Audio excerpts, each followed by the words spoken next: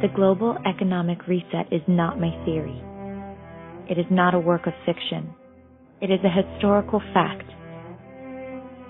An event that has taken place at least 6 other times in modern history, and the world is on the precipice of witnessing the 7th global economic reset. When this event does happen, it will fundamentally change the world. Literally overnight, governments will fall, borders will be redrawn, wars will be waged, and economies will collapse.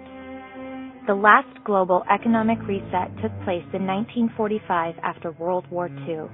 At that time, England, who issued the world reserve currency, had an economy and country which laid in total ruin. The final collapse of her economic sovereignty laid its roots in a state with too much war, too much debt, way too much elite decadence, and entirely too much political corruption. For over 200 plus years, England maintained its status of issuer of the world's reserve currency. Its all-powerful navy, which spanned the 7 seas, protected all the trade and shipping routes, hence all international commerce, and trade was conducted in the British pound sterling.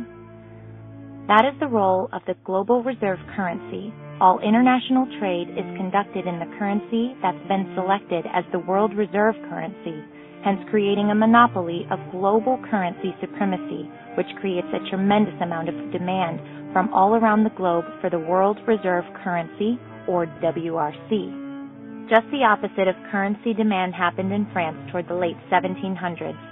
After a massive bout with hyperinflation, which led directly to the horror show known as the French Revolution, the rest of Europe saw France ill-suited to continue as the issuer of the WRC, and literally overnight no one wanted the French banknotes. What happened next is for the history books. All that hyperinflated currency came flooding back to France. This is what happens when demands for the world reserve currency collapse overnight. By the 19th century, the same financial quagmire that had plagued France centuries before had started to be seen in England. Other countries started to get weary of using the British pound sterling as the WRC. So after the Second World War, the largest creditor nation of the time, the United States, with its vast untapped natural resources, booming population, and military, it became the obvious candidate. A new country the banking cartels could begin to build, then tear it all down, profiting huge along the way. As noted, when England lost the WRC, America was the largest creditor nation in the world. Today, America is the largest debtor nation in the world, and much of the debt and leverage exercised against America with weapons like precision by the Chinese, who seek to control the U.S. by way of its holding of government debt. And by the way, this government debt, often labeled America's debt to say that individuals owe these massive debts, is completely wrong. Instead, I would call it debt from a band of political criminals who have sold out humanity in their respective countries in pursuit of personal gain. But for America, it's not just the money owed to China.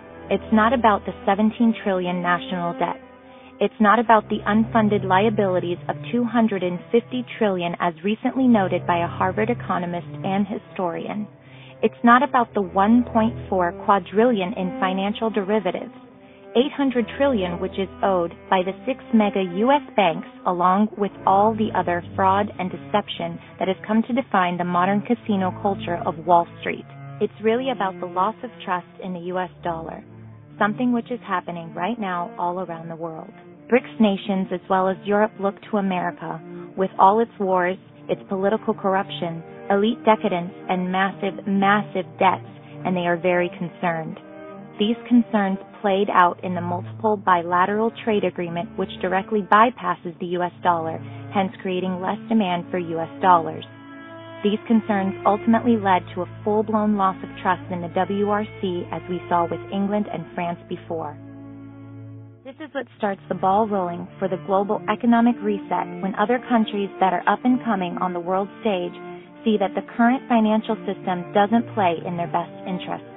Particularly countries like China, Russia, and India, all who have had to deal with massive inflation stemming from the dollar debasement policies of the private for-profit U.S. central bank, the Federal Reserve. So these concerned countries seek a way to change that financial system by way of buying hard assets like gold and real estate, while at the same time dumping U.S. debt and exchanging in bilateral trade agreements that ditch the US dollar in global trade, perhaps one of the biggest signs of loss in the dollar confidence as a WRC holder. And that's exactly what we've seen happen the last several years. From the IMF coming out and saying we need to super global currency to the former finance minister of the World Bank, a Chinese national claiming we need to de-Americanize the world, or perhaps it's from people like George Soros himself, who has called China the new engine of global growth.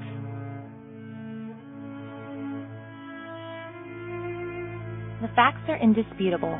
From the bilateral trade agreements that we see taking place around the world to the rise of the BRIC nations seeking to challenge the old school's global currency domination like China, whose government accounts for the #1 buyer and #1 miner of gold in the world. The global economic reset, ladies and gentlemen, is coming. It doesn't matter whether you believe it or not. What matters is what's going to happen, and the global economic reset will happen because it's happened so many times before in history under the exact same conditions we face today. A country that is riddled with too much war, too much debt, too much elite decadence, and entirely too much political corruption.